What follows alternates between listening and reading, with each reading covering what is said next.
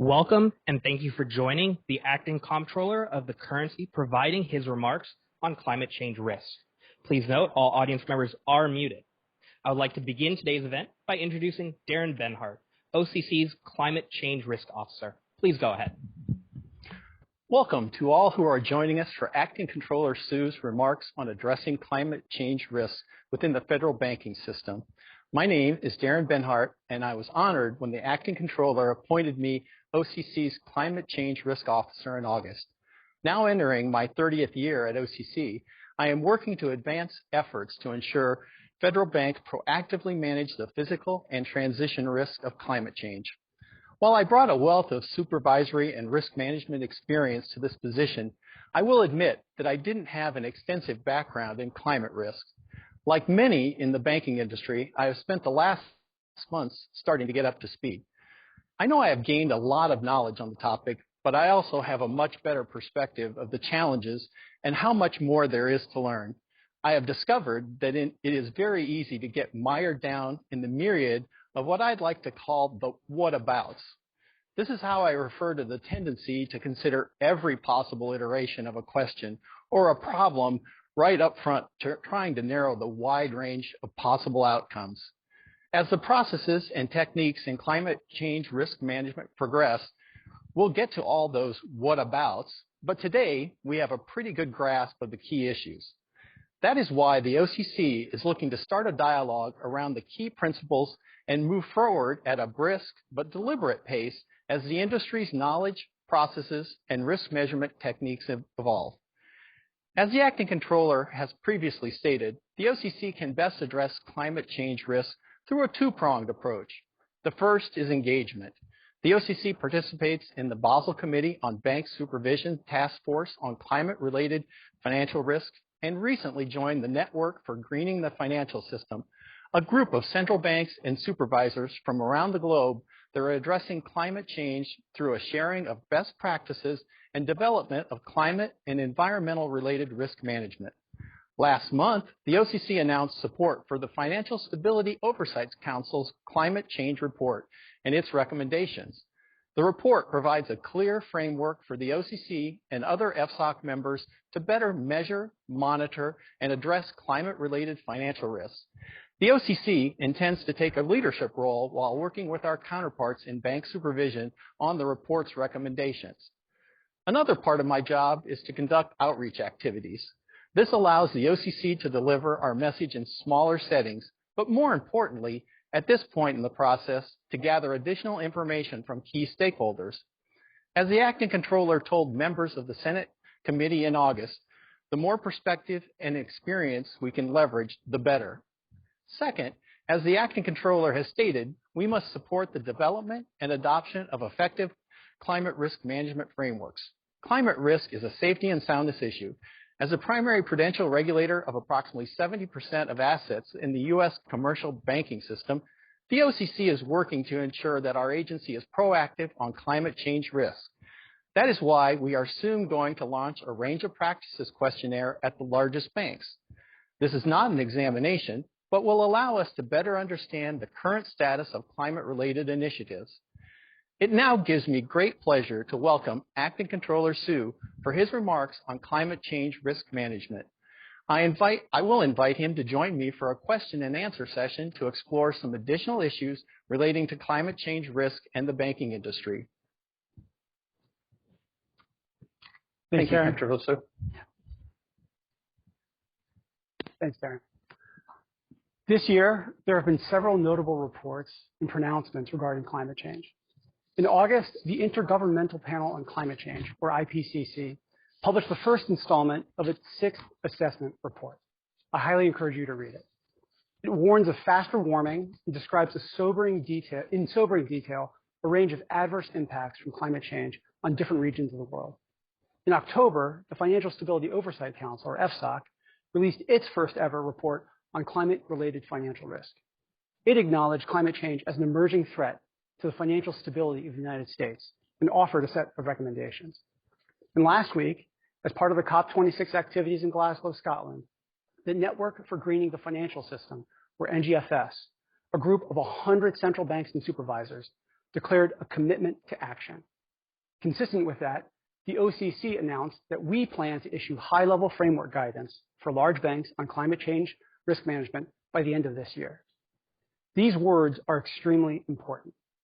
Bank action is even more so. Today, I want to move the climate conversation from the offices of scientists, policymakers, and regulators to bank boardrooms.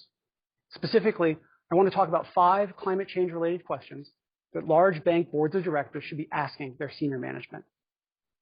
Bank boards have a critical role to play in turning words into action, and in doing so can be strong forces for good. In board meetings, the questions that directors ask senior managers can shift bank priorities, reveal hidden strengths, expose fatal weaknesses, and spur needed changes. The most influential board members, the ones who are highly effective in moving the needle and driving change, tend to ask the most probing questions and expect the most of their management team. The questions below are designed to help board members promote and accelerate improvements in climate risk management practices at their banks. Given the early state of play, boards should not be surprised to hear management respond, "We don't know," to some, if not all, of the questions. Indeed, precise and confident responses should be met with healthy skepticism. Honest responses will prompt additional questions, rich dialogue, discussions about next steps, and management team commitments for action at future board meetings. By this time next year, management teams hopefully should be able to answer these questions with greater accuracy and confidence. The journey to get there will require large banks to build up their climate risk management and reporting capabilities. The OCC will help along the way. So question number 1, what is our overall exposure to climate change? This is the core animating question of climate risk management. To answer this question, bank senior managers need to develop a framework, a risk taxonomy, metrics, data, scenarios, and a strong understanding of the first and second order impacts that physical and transition risks may have on the bank's portfolio. Boards will naturally want to know how material the exposure is, as that will inform the magnitude of needed adjustments or other actions. You will ask, is this exposure manageable? In contrast to most exposure-related questions, the answer here cannot be meaningfully summed up in a single number. For a large bank, there will need to be a suite of data points, some quantitative, some qualitative, to capture the profile of its exposures to climate change risks. Banks should seek to balance top-down and bottoms-up approaches to assessing their bank's exposures to climate change. To date, most discussions of climate scenario analyses have assumed the top-down approach. The FSOC report, for instance, analogizes climate scenario analysis to CCAR stress testing, while emphasizing the longer time horizon and exploratory nature of climate scenarios. NGFS has developed a range of policy scenarios and climate pathways, all of which are macro in nature. These and other top-down approaches are complex and will take time to mature, as acknowledged by Federal Reserve Board Governor Brainerd in a recent speech. In the meantime, banks can and should engage in what I call small s scenario testing. That is, asking more granular what-if questions that directly affect parts of the bank's portfolio. For banks with strong risk management capabilities, this is bread and butter stuff. During the Greek debt crisis, for instance, large banks ran batteries of what-if scenarios. What if Greece defaults? What if a peripheral redenominates? What if there's a wave of restructurings? These bottom-up questions can be done more quickly, can illuminate material exposures and data gaps, and can help build the climate risk management muscles that will be needed for large banks to succeed long-term. Boards should push senior management hard to develop scenario analyses, both top-down and bottom-up, as doing scenario analysis well takes time. But time is running out. We are racing against increasing numbers of costly extreme weather events. Since the beginning of 2017, the total cost of U.S. weather and climate disasters has exceeded $690 billion. That is a record over any 5-year period, and we still have 2 months left in 2021. This year will be the 7th consecutive year that the United States has experienced 10 or more billion-dollar weather disasters. The IPCC report notes that with every additional increment in global warming, changes in extremes continue to become larger. In other words, every ½ degree Celsius increase in global warming will result in an increasing occurrence of some extreme events unprecedented in the observational record. Understanding one's exposure to a given risk is foundational to monitoring and managing that risk effectively. By posing this question about climate change exposure directly and repeatedly to senior managers, boards will compel and support them in developing the frameworks, gathering the data, and building the teams and systems necessary to effectively manage risk from climate change. Okay, question number 2. Which counterparties, sectors, or locales warrant our heightened attention and focus? Climate change is going to significantly impact the creditworthiness of some borrowers and sectors. Both physical and transition risks can ultimately affect borrowers' solvency and the value of their underlying assets. Physical risks include the increased frequency, severity, and volatility of extreme weather and long-term shifts in global weather patterns, and their associated impact on the value of financial assets and borrowers' creditworthiness. Transition risks relate to the adjustment to a low-carbon economy, include associated changes from government policy, technology, and consumer and investor sentiment. Identifying those borrowers and sectors most likely to see deterioration in their ability to repay or in their collateral values under potential physical and transition risk scenarios is a critical first step to prudently managing climate risk. This is particularly important with so-called wrong-way risk exposures, where a borrower's probability of default, or PD, and loss given default, LGD, both increase simultaneously under a particular stress. The threat of certain physical risks may also have disproportionately large impacts on certain local economies. While communities and banks have withstood weather disaster for years, the higher frequency, increased severity, and broader scope of extreme weather events, such as hurricanes, floods, wildfires, and droughts, may inflict permanent damage on local economies or compel households and businesses to migrate. Other communities may be particularly vulnerable to transition risks. For instance, those that are highly dependent on carbon-intensive activities for economic growth will be disproportionately affected by clean energy technological advancements, shifts in consumer and investor sentiment, and eventual policy interventions. Assessing the potential impacts of climate change on specific counterparties, sectors, and locales is an important step to understanding and managing banks' overall exposure to climate change. Question number 3. How exposed are we to a carbon tax? Transition risks are especially challenging to identify and quantify. While forecasting the weather accurately is not easy, forecasting technology breakthroughs, legislative actions, and consumer preferences is nearly impossible by comparison. Banks must start their analysis somewhere. A boundary case, like the immediate adoption of a carbon tax, may serve as a good candidate. A carbon tax puts a price on emissions of carbon dioxide and other greenhouse gases, which encourages people, businesses, and governments to produce less of them. Most economists agree that a carbon tax would be the most efficient way to transition to a zero-carbon economy. Notwithstanding, the likelihood of the United States adopting a carbon tax in the foreseeable future is low. So why ask management to estimate a bank's exposure to a carbon tax? A carbon tax can be thought of as the transition risk equivalent of the severely adverse scenario in CCAR. It's a way to flesh out, at the aggregate level, the most significant exposures, the biggest concentrations of risk, and the most highly correlated positions. More important than the estimate itself, the exercise of coming up with a number will require processes, data, and calculations that will strengthen transition risk measurement practices more broadly. Those capabilities, in turn, may enable more refined assessments of more complex and more likely transition risks in the future. Question number 4. How vulnerable are our data centers and other critical services to extreme weather? As the pandemic has shown, households, businesses, and the financial system rely heavily on banks to maintain continuous operations despite external events. Understanding the potential effect of extreme weather on the continuity of large banks' critical operations is an important part of effective climate risk management. Most large banks rely significantly on data centers to store, aggregate, process, and synthesize the data underlying their businesses. Some of these data centers may be located in areas with elevated risk to extreme weather, such as storms, tornadoes, and flooding. Risks include not only the risk of damage to the facilities, but also risks from staff inaccessibility to run those facilities. As a corollary to this, banks increasingly are dependent on third-party vendors for a range of things, including critical services. To the extent that critical service providers are vulnerable to climate change, banks' abilities to continue critical operations may be affected. Identifying and understanding such vulnerabilities is important for continuity and disaster recovery planning.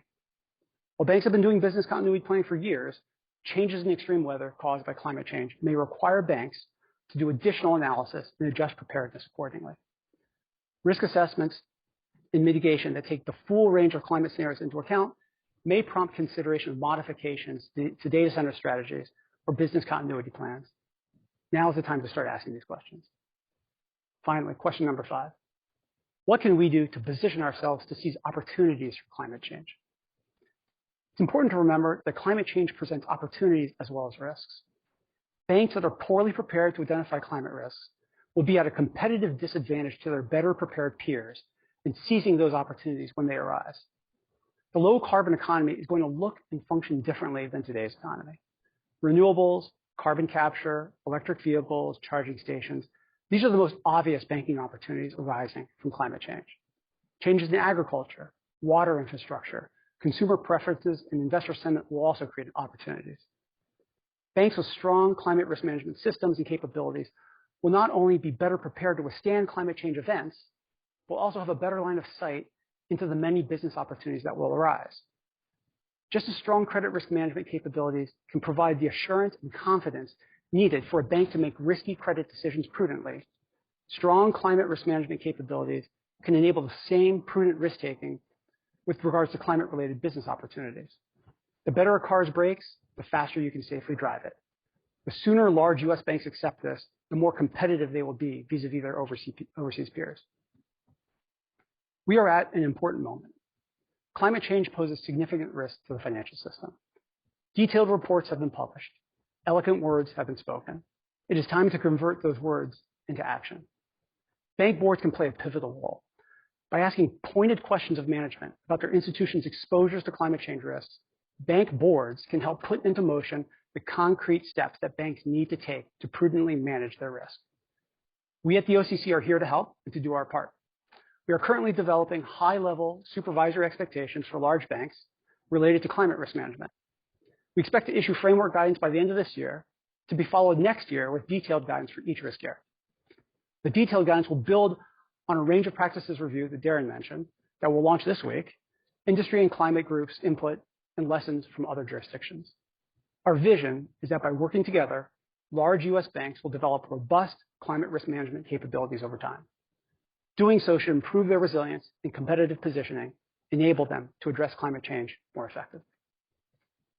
Thank you.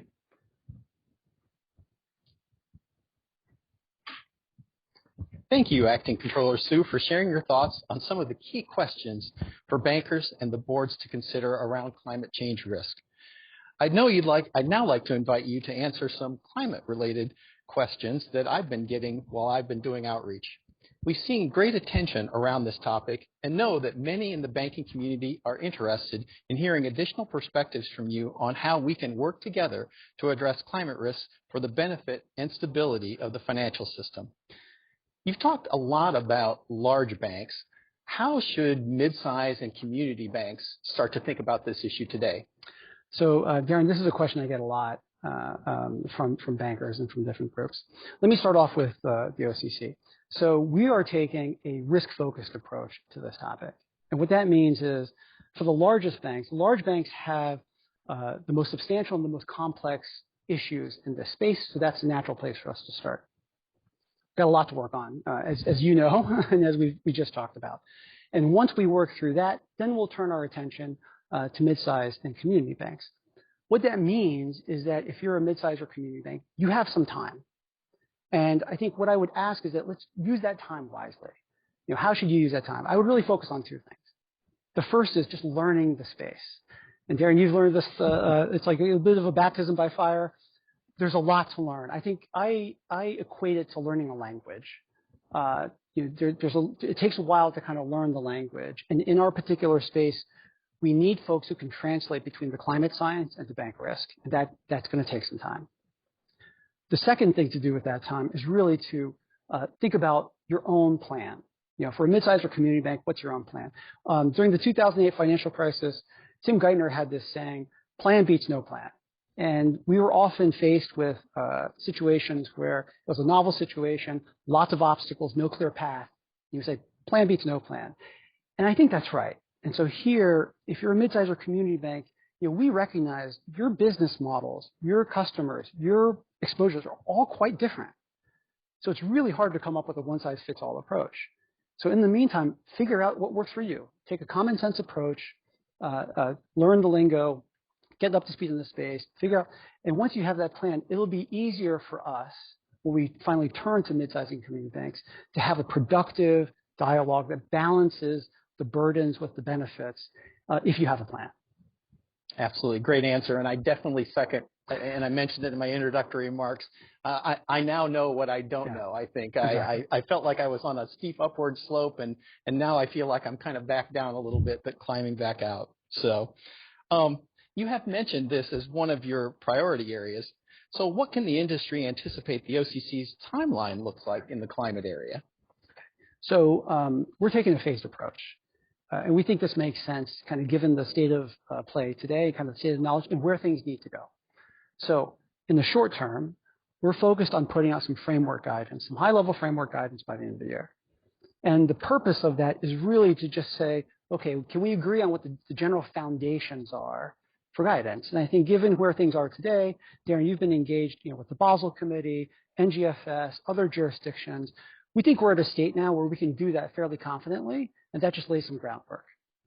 Now, where the real action is going to be is providing detail onto that guidance, and that we'll do in the future. First, we really want to do this range of practices review. I think that's important, is to get in there and talk to banks about what are they doing, what are the best practices, and at the same time, get feedback from industry, from climate groups, from others. There's some really good work out there. We want to bring all of that together. That way we can flesh out what those details are and do that like a brisk but deliberative. Like that's the balance we want to strike here, and get that guidance out the more detailed guidance out next year. Then we'll do examinations on the back of that, right? We want to give everyone a chance. We'll develop the guidance, give them time to get in conformance with it. Then we'll send the exam teams in, examine on the back of that. After that, we'll turn our attention to mid-sized community banks. Sounds like a great plan. Next, I wanted to talk to you a little bit about how are the agencies working together? Do you feel that the agencies are aligned in their views? So the short answer is yes. And I really have to give credit to Secretary Yellen as chair of the FSOC of making climate risk a top issue, a financial stability issue, because what that did is it put all the agencies in contact with each other about, hey, what are we doing on this?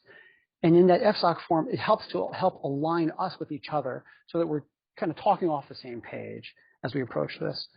The FSOC climate report does a great job of laying out like a framework and a roadmap of what we need to do with recommendations. That way, each of us can kind of play our part in that effort. And we are definitely endeavoring to sync up as much as possible. We recognize that this is a space where if there's a lot of differences, that really complicates things, both domestically and internationally. Now, what I should say is even though there's a shared sense of purpose and direction, both domestically and internationally, there's a lot of devilish details. And I think that there's a recognition, and Darren, you probably know this better than I do, that trying to get everything into a standardized, granular standardized format of some kind is probably unlikely. We can strive towards something that's kind of as compatible as possible. But again, we're open to hearing feedback from folks as we move towards that. Yeah, absolutely. I have some experience working on an interagency basis, and it is complex, but I would definitely echo your comments that there is a lot of engagement on this process right now. Another question that I've gotten out there is, do you see any tie-in with work in the CRA area and the implications of climate risk on LMI or disadvantaged communities? So I have to admit that I was really, really pleased to see in the FSOC report very explicit mention of the tie-in between climate risk and vulnerable communities. As we know, some of the most the impacts of the pandemic clearly have been disproportionate on low and moderate income communities of color.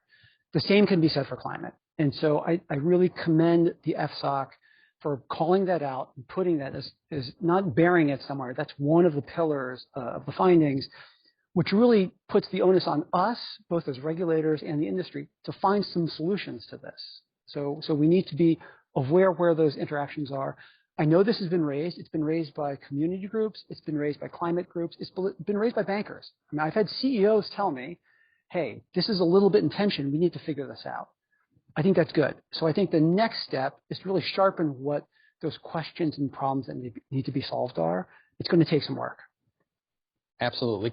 Clearly an area worth a lot of discussion and a lot of interesting what abouts, as I talked about, right? It's a difficult, challenging space.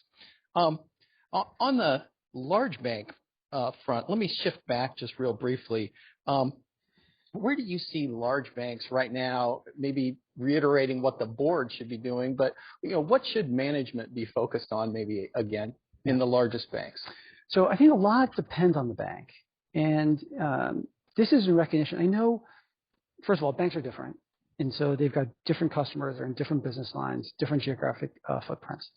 But at the same time, banks have also approached this at they're at different speeds, they're at different places. Some banks are farther ahead than others. And so for those banks, their investment of time and resources, the incremental investment that works best for them is going to be different than a bank that's in a different starting spot. What I would caution against is banks working backwards, reverse engineering from a budget number. I've seen this before, where you say, well, let's allocate X amount of budget to this topic and tell the team figure it out. This is the kind of topic where you have to kind of go in being willing to ask questions and willing to kind of follow where those questions take you in terms of further investments. CCAR is a good example. We've seen this before where underinvestment early leads to problems later on. Like let's avoid that. We don't have a budget number in mind. We don't have a resource number in mind. We're going to do this range of practice. We're going to get a feel for it. If we have a sense that a particular firm in a particular area is lagging or leading, we'll let you know. Like there's no gotcha here. We're not trying to hide anything. We want folks to know kind of where they stand. But it's going to take a little bit of time, and I think it really behooves everyone for lots of communication and engagement on this. Absolutely. I think we're definitely in an information gathering phase. So one final question. Why do banks need to worry about climate risk now? So this is one that comes up a lot. And I think there is this tendency to think, well, look, climate change takes place over a long period of time. So we'll deal with this later. And it's the proverbial issue that kind of sits in the middle of the stack of priorities because there's always something else taking priority. I think that thinking has really gotten us to where we are now, especially in the U.S., because we're behind here in the U.S. compared to some of our peers overseas. And so this loops back to what you opened up with. This takes time. For us to get this right, it's going to take some time. And so we want to build that in because we want to get this right. We don't want to rush to a solution.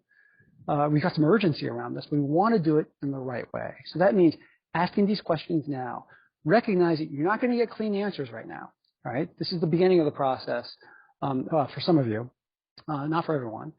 But we want we need that conversation to kind of go now so it can accelerate improvements so that by the time these things are more acute, we're all ready.